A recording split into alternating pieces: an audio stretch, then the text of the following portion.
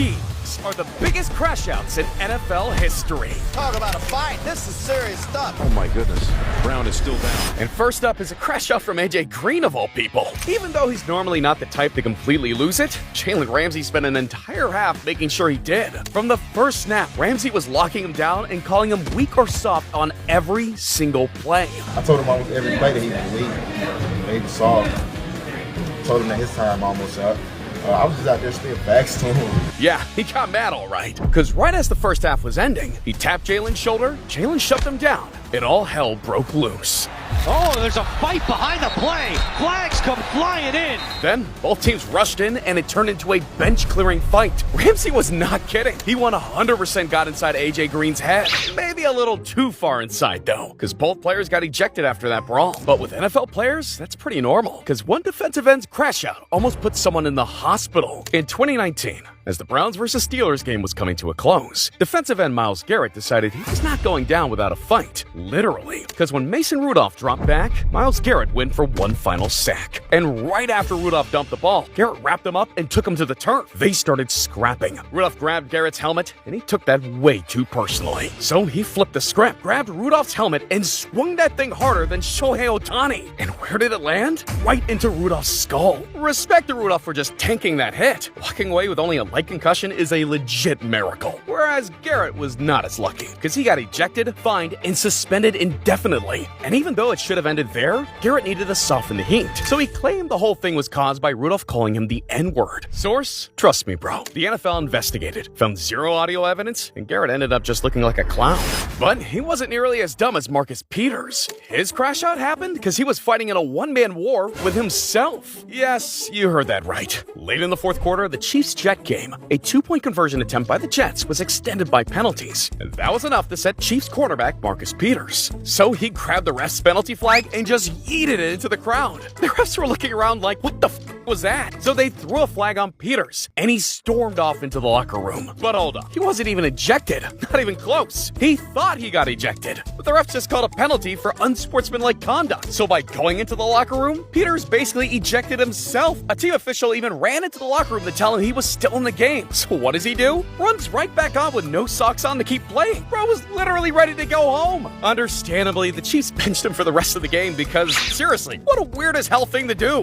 But T.O. did something way more random when he lost it, because after the Cowboys lost the playoff game to the Giants, Terrell Owens stepped up to the podium to take questions, which was already random, because the press expected Tony Romo to be the one there. See, everyone blamed Romo for the loss by using his bye week to take a vacation, so T.O. was there to set the record straight. But it definitely went a lot better in his head than whatever the hell this was. You know, Tony, you guys can point the finger at him.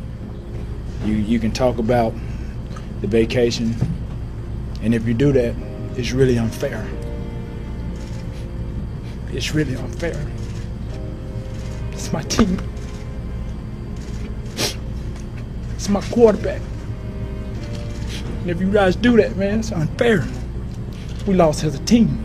And man, what an iconic meme that came out of that crash out. But while he was cooking drama to help his career, Ndamukong Suh almost made a career-ending move when he lost his cool. When the Lions played the Packers on Thanksgiving, Suh got tangled up with Evan Dietrich Smith after a play. And instead of just standing up and walking away, Suh went into full assault mode. First, he pinned Smith's body to the turf. Then he shoves his helmet into the ground repeatedly, but apparently that wasn't enough. So as the refs are rushing in, he winds up and tries to crush Smith's arm. Dude was seriously trying to assert some dominance. So the NFL asserted dominance over him. Instant ejection, 2-game suspension without pay. And they even fast-tracked the hearing so he couldn't suit up for the next week. Suh swears it was an accident. But unless he was really excited to stand up, that was definitely a dude crashing out for no reason. Whereas Kyle Turley definitely had one. And it was valid, because when the Saints were playing the Jets in 2001, the Saints QB, Aaron Brooks, got tackled by Damian Robinson. And while most tackles end when the player goes down, Robinson tried to bring him back up by folding Brooks in half and tearing his face mask to a neck-breaking angle. And when Kyle Turley saw that move, he locked in.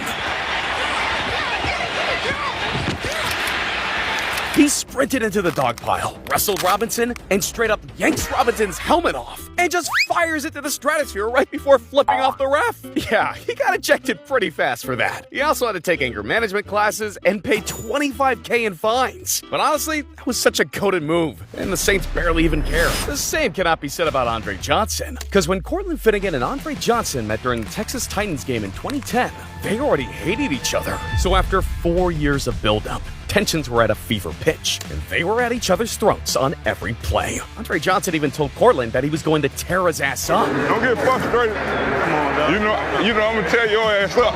You know that.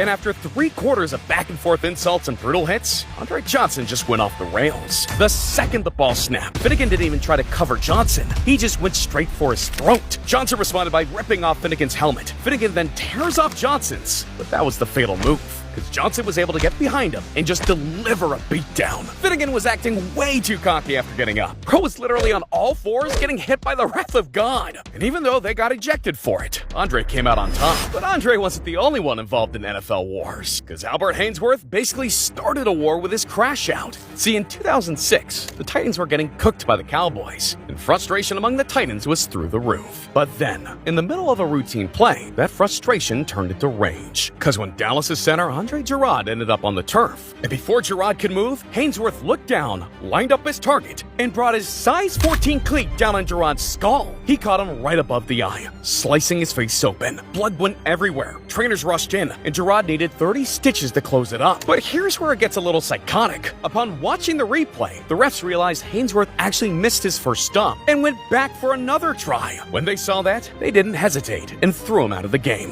Haynesworth even got pissed like he did nothing wrong, except casually try and scalp another player. But his punishment didn't end there. He got hit with a 5-game suspension, the highest ever at the time, and lost $200,000 from his salary. Good. That's actually insane behavior. With Ryan Leaf, it just came from one hilarious locker room moment, even though his entire career is hilarious. Because the moment he joined the Chargers, Ryan Leaf was a disaster. He skipped meetings, fought with coaches, and put up abysmal numbers on the scoreboard. But Leaf's most iconic moment came from a locker room crash out after a horrendous game. The man only completed 1 pass out of 15, and it was only for 4 yards. On top of that, he threw 2 interceptions and had 4 fumbles. Unsurprisingly, the Chiefs clapped his cheeks. So when Leaf went to the locker room, he was seething.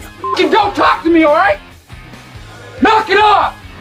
Dude literally sounds like he's on the brink of tears. And to be fair, anyone would be pissed after a loss like that. But IK Emenpali got pissed for a different kind of loss. During the Jets' 2015 training camp, QB Geno Smith got into a fight with IK in the locker room. See, Emenpali bought Geno a plane ticket to a football camp in Texas, but Geno didn't go. And even though he promised to pay Emenpali back, he dodged the Venmo request for over 2 months. So when IK met him in the locker room, he demanded the payment. Geno said he'd get back to him, and an argument started. But as things really started to heat up, IK did something completely unexpected. He hauled back, wounded up a hook, and sucker punched Geno so hard, he broke his jaw. That is crazy punching power. IK was released on the spot, and Geno would take weeks to recover. But the craziest part? This wasn't over some Emirates Suite plane ticket. This all happened over $600. But not all crash outs are violent. Some are just straight up cringe. Like when Derek Anderson lost it during a post-game interview. When the Cardinals were getting blown off the face of the planet by the 49ers, cameras caught quarterback Derek Anderson laughing on the sidelines. No big deal. It's what the average person would think. But when the game ended and the cameras swarmed Derek at the post-game,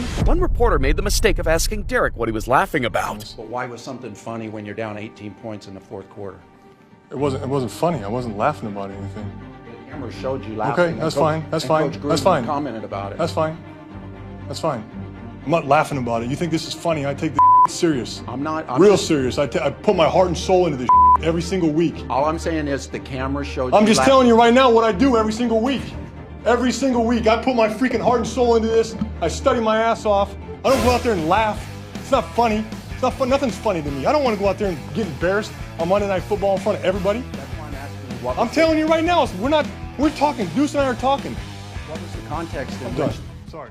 If he said literally anything else, no one would have cared. But this dude turned a nothing moment into a public self-execution. No one has ever looked more guilty of laughing than this guy. Now look, there's a lot more crash outs coming up next. But first, however, When Barrett Robbins went off the rails, no one even noticed he crashed out. It was the week of Super Bowl 37, and the Raiders were locked in. Coaches were working around the clock, and players were laser focused. The energy was intense but electric. Every snap was analyzed, and every player went to every meeting. Well, almost every player, because at some point, someone stood up, looked around, and asked, "Where the hell is Barrett?" Barrett Robbins, if you didn't know, was the team's starting center, and hours before the Super Bowl, he was nowhere to be found. And wherever they thought he was, they probably would have never guessed Mexico. Yeah, it turned out that Barrett had spiraled into a full manic bipolar episode, and since he wasn't thinking clearly, he hallucinated that the Raiders already won the Super Bowl. So instead of prepping for the real thing, he hopped aboard to Tijuana and was partying like parade was tomorrow. He did miss the actual Super Bowl, but that must have been one hell of a celebration. But there's nothing to celebrate with this next crash out, because this might be the most valid crash out in this entire video. And it all happened because of a 1 in a billion accident. See, in 1999, Browns were playing the Jags, and late in the first half, a ref threw a flag towards Orlando. But back then, flags weren't just cloth. They were weighted sacks of metal ball bearings to make the flag fly farther. And this flag didn't just land near Orlando. It went through the air, through the bars of his face mask, and hit him right in the eye. Orlando dropped immediately. And when the trainers saw the human freight train staying down, they knew something was up. So they rushed the field, helped him up, and started examining him on the sideline. But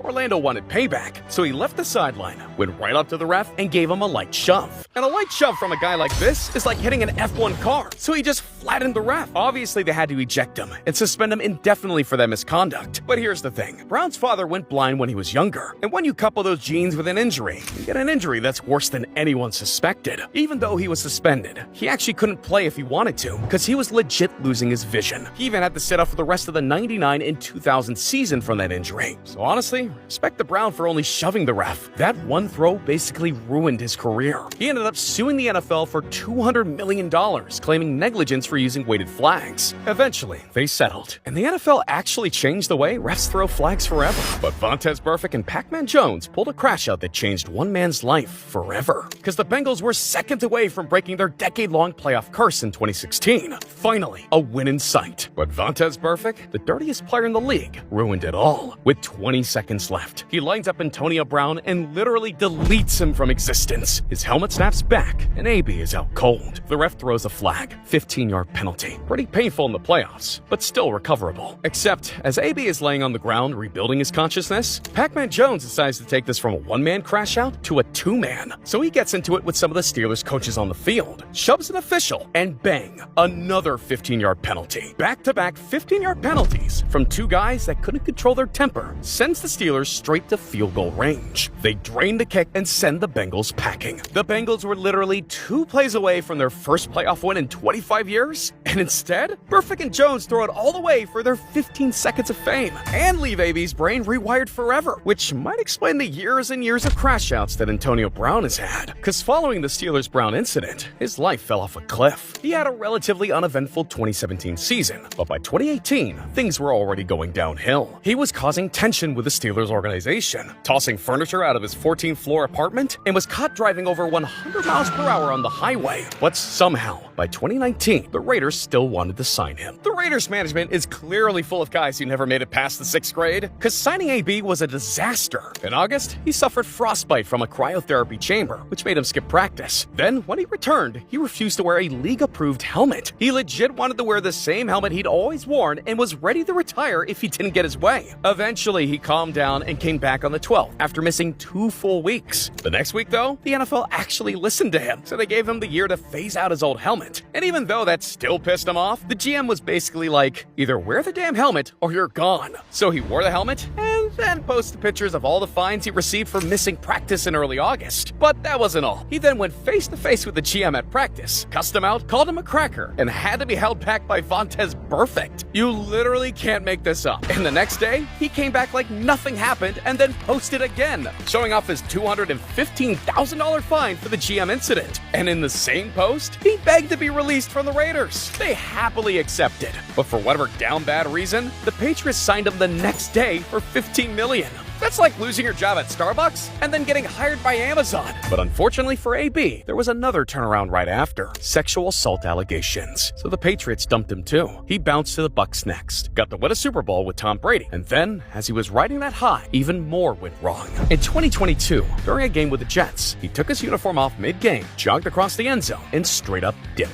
Bro took a page out of Sue's book and crashed out for no reason. But the final nail in his coffin? Attempted murder. Seriously. In 2025, he was at a celebrity boxing event in Miami when a fight broke out. Ironic, but AB, being who he is, decided to take it a little too far when he grabbed the security guard's gun. He fired 2 shots. One missed, one hit a guy's neck. And when the police recovered the shells, they charged him with attempted murder. But by that point, Brown was safe. Not because he turned himself in or that he was hiding in a friend's crib. Nah, he straight up left the country and flew to Dubai. So unless he crashes out again there and has to fly back to the US, he'll be a free man till the end. The same can't be said about Richie Incognito, because even though he had a similar trajectory to AB, one career-long crash out, nothing compares to what happened to him after football. But it all started before he was even in the NFL, because back at Nebraska, he was a bomb waiting to go off. He was bulldozing defenders way after the whistle, talking trash to refs, and even throwing hands with teammates. And as Richie racked up ejections like they were trophies, skipped mandated anger management programs, the school eventually decided they had enough. But the NFL was still willing to give him a shot. And honestly, what a smooth-brained decision that ended up being. Because in the NFL, he wasn't just known, he was legendary for being dirty, and consistently showed up in the top 3 dirtiest players list every single year. Dude was gouging people's eyes out, dishing out late hits, and getting into scuffles every game. But on the field, out-of-pocket contact was just the beginning of Richie's downfall. He could have shrugged off the flags, fines, and ejections till he dropped. But the first real nail in the coffin? Bullygate. See, during his time on the Miami Dolphins, he was teammates with Jonathan Martin, a black player. And even though race normally wouldn't matter, in this case, it was the entire conversation. Because in 2013, Martin accused Richie of relentless, brutal harassment, including violent threats against Martin's mother, himself, and an unbelievable amount of homophobic and racial slurs. NFL and fans alike were skeptical, and then everything got made public. Hey, what's up? You half piece of shit. I saw you on Twitter. You've been training 10 weeks. I want to come in your mouth. I'm gonna your mouth. I'm gonna slap your real mother across the face. You. You're still a rookie. I'll kill you. Sounds like an average COD lobby to me. And according to Shannon Crowder, that's just how Richie was. He is a guy that needs to know his place with you. He tries to test you to see if you have enough manhood, if you have enough testosterone to put that line in the dirt. To tell him, Richie, you're going to go so far with me, and then I'm not going to deal with it anymore. I don't know if Jonathan Martin ever put that line in the dirt or if he knew he was getting tested. Fair point, but I like Shannon Sharp's take better. This tells me everything I need to know about the Miami Dolphins locker room. How we got here and why we got here. Because so many people, if you don't understand it, because I'm 45, I grew up in rural South Georgia. Maybe I'm a disconnect with me, JB. Maybe it's me. Just ask your parents, ask your grandparents, the mountain that they climbed so a black person in America could have respect, could have dignity, and you allow this in an open locker room to take place is unacceptable. Exactly. And when that's supposed to be your brother, things obviously hit different. So Richie was suspended, shamed, and exiled from the league. But if you thought that was rock bottom for him, you don't know Richie. In 2018, when he was well out of football, he was found by police raging inside a gym. This 300-pound monster was throwing weights, yelling about top-secret NSA missions, and scaring everyone so bad, they put him on a 72-hour psychiatric hold. That was just the warm-up. Richie's final crash out had him one step short of pulling an OJ. Because when his dad died later that year, he lost all grip on reality and crashed out like no one else on this list. This dude walked into the funeral home not to say goodbye, but to explode with rage. He was punching the wall, throwing over caskets, and yelling at employees. But the craziest part? He demanded the staff to cut off his dad's head for, in his own words, research purposes. When they understandably said no, he threatened to kill them all with guns in his truck. Someone thankfully called the cops, and they arrested him in the parking lot after confirming he did indeed have a lot of guns in his truck. Richie went from college fights to dirty player dominance to locker room scandals to public breakdowns. This man probably just got bullied for being fat growing up and decided to crash out on the entire world.